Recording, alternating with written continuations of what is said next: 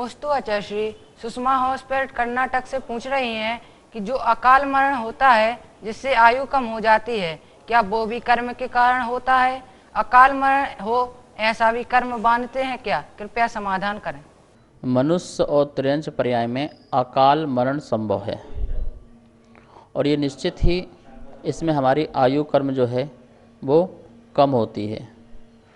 जितनी आयु जीव लेके आया हुआ है उसकी जो आयु है अकाल मरण के कारण वह कम हो जाती है। इसका ये मतलब है कि हम पूर्ण आयु भोग नहीं पाते हैं। और किस कर्म के उदय से यह होता है?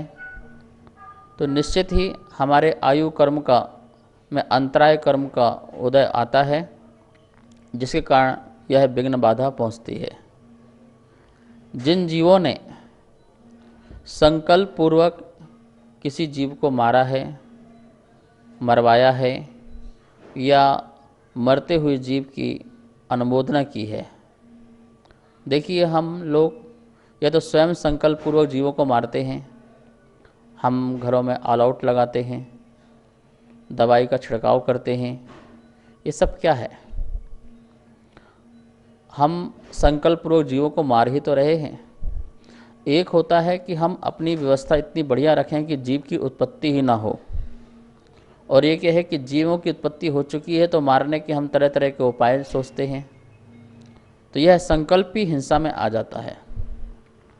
इसी प्रकार हम किसी 5 इंद्रिय जीवों को मारते हैं और वह 5 इंद्रिय जीवों का मरण जो है निश्चित ही हमारा भी अकाल मरण कराने में कारण बनता है। टीवियों के माध्यम से हम ऐसे नाटक देखते हैं, ऐसी फिल्म देखते हैं, ऐसे कार्टून जिसमें आप गन मशीन लेकर किसी को मार रहे हैं। ये सारा का सारा आप कारित और अनुमोदना रूप जो पाप कर रहे हैं, ये सब हमारे आयु कर्म में अंतराय विघ्न पहुंचता है, जिसके कारण हमारा पूर्ण आयु नहीं भोगना, ये पाप कर्म का उदय हो जाता है।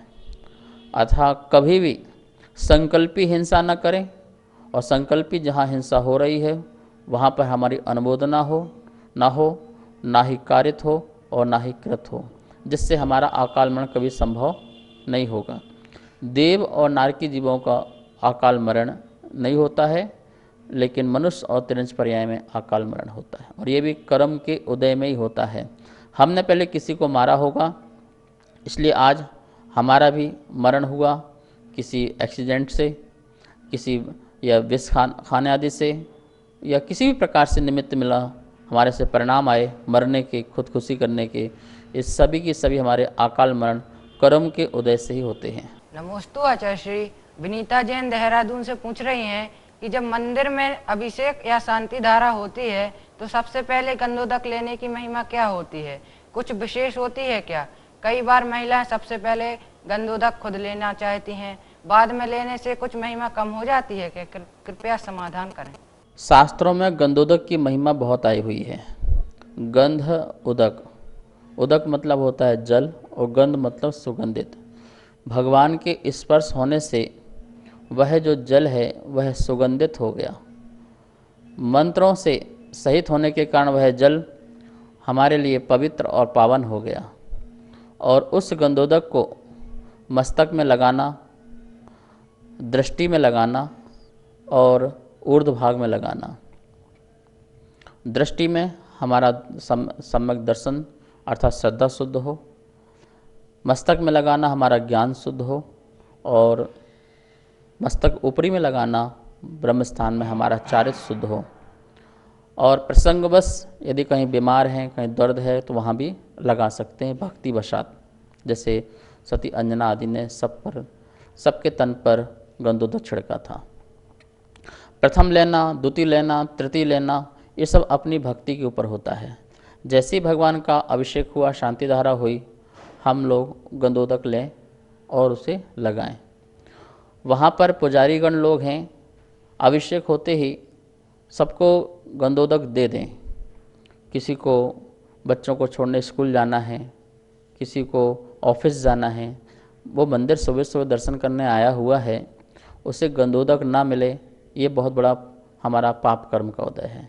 इसलिए भगवान के चरणों का, मस्तक का जो जल है, सुगंधित जल है, पवित्र मंत्र उच्चारणपूर्ण जल है, वह गंधोदक हर किसी को मिलना चाहिए।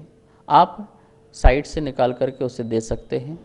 और प्रथम द्वितीय तृतीय की जो बात है, हर कोई व्यक्ति धर्म की चीज़ को पहले ग्रहण करना चाहता है। ये उसका अपना पुण्य है, उसकी भावना है, मुझे पहले अभिषेक मिल जाए, मुझे पहला मस्तक अभिषेक मिल जाए या गंधोदक मिल जाए, प्रथम मुनिराज का आहार मिल जाए देने को, राजा श्रेयांश की तरह प्रथम आहार देने का अवसर मिल जाए। ये भक्ति उमड़ती है, और जब भक्ति उमड़ती है तो नियम से प्रथम द्वितीय का महत्व रहता है। हमारे अंदर भक्ति उमड़ी कि हमें तीव्रता से, शीघ्रता से हमें प्राप्त हो जाए। एक व्यक्ति ऐसा है, चलो कोई बात नहीं, समता रूप परिणाम है, हम बाद में ले लेंगे, सेकंड में ले लेंगे, तो उसकी भक्ति में अंतर तो आएगा ही आएगा। हाँ, लेकिन कोई हम किसी को हटा करके, हम अभिमान से, अहंकार से, मुझे पहले मिलना चाहिए, मैं यहाँ का बड़ा आदमी हूँ, मेरा नाम है, मेरी प्रतिष्ठा है, तो ये अहंकार है, फिर ये भक्ति नहीं है। इन सबको अपन को विचार करना चाहिए, विचार मंथन करना चाहिए। गंधोदक का बहुत ही महत्व है। आचार्य विद्यानंद महाराज जी कहते थे कि गंधोदक के एक बूंद लगाने मात्र से 3 लोक की संपदा की प्राप्ति होती है। अर्थात वो श्रद्धा से लगाने वाला गंधोदक आगे जाकर के भगवान बन जाता है। स्वर्ग सुख आदि तो मिलते ही हैं, 3 लोक की संपदा की प्राप्ति होती है। तो ये बहुत बड़ा इस गंधोदक का महत्व है। नमोस्तु आचार्य श्री। गुणमाला जैन अहमदाबाद से पूछ रही हैं कि स्वर्ग में देवी की धर्म चर्चा किस भाषा में होती है, कृपया समाधान करें। देव देवियों का जो संभाषण है, देखिए, जो हमारे स्वर यंत्र से निकलने वाले जो स्वर हैं और जो व्यंजन हैं, उनका जो उच्चारण है, वो उच्चारण तो आप किसी भी भाषा में करें, उच्चारण तो वही होगा। जैसे आप बोले एप्पल, तो अंग्रेजी में बोला आपने एप्पल, तो एप्पल, तो जो देवनागरी का जो उच्चारण है, जो स्वर हैं, जो व्यंजन हैं, उनका उच्चारण तो कंठ स्थान आदि जो भी है, तालु स्थान, ओष्ठ स्थान, वो तो वही रहेगा, कोई अन्य तो हो नहीं जाएगा। तो इस प्रकार से सभी जीवों में भाषाएं जो हैं, हमें देखना है, कहीं अक्षरी भाषा है और कहीं अनक्षरी भाषा है। देवों की जो भाषा है वो अक्षरी भाषा है, और अक्षरी भाषा में हम प्राकृत, संस्कृत, हिंदी आदि, और ये हिंदी जो है वो प्राकृत का ही रूप है, प्राकृत से निकली हुई भाषा है, अपभ्रंश से निकली भाषा है। तो जो देवगण हैं, बहुत ही शब्द जो संस्कृत भाषा है, प्राकृत भाषा है, उस पर अपना संभाषण करते हैं, अक्षरी भाषा में ही अब एक दूसरे से बात करते हैं। नमोस्तु आचार्य श्री। गुणमाला जैन अहमदाबाद से पूछ रही हैं कि स्वर्ग में देवी की धर्म चर्चा किस भाषा में होती है, कृपया समाधान करें। देव देवियों का जो संभाषण है, देखिए, जो हमारे स्वर यंत्र से निकलने वाले जो स्वर हैं और जो व्यंजन हैं, उनका जो उच्चारण है, वो उच्चारण तो आप किसी भी भाषा में करें, उच्चारण तो वही होगा। जैसे आप बोले एप्पल, तो अंग्रेजी में बोला आपने एप्पल, तो एप्पल, तो जो देवनागरी का जो उच्चारण है, जो स्वर हैं, जो व्यंजन हैं, उनका उच्चारण तो कंठ स्थान आदि जो भी है, तालु स्थान, ओष्ठ स्थान, वो तो वही रहेगा, कोई अन्य तो हो नहीं जाएगा। तो इस प्रकार से सभी जीवों में भाषाएं जो हैं, हमें देखना है, कहीं अक्षरी भाषा है और कहीं अनक्षरी भाषा है। देवों की जो भाषा है वो अक्षरी भाषा है, और अक्षरी भाषा में हम प्राकृत, संस्कृत, हिंदी आदि, और ये हिंदी जो है वो प्राकृत का ही रूप है, प्राकृत से निकली हुई भाषा है, अपभ्रंश से निकली भाषा है। तो जो देवगण हैं, बहुत ही शब्द जो संस्कृत भाषा है, प्राकृत भाषा है, उस पर अपना संभाषण करते हैं, अक्षरी भाषा में ही अब एक दूसरे से बात करते हैं। नमोस्तु आचार्य श्री।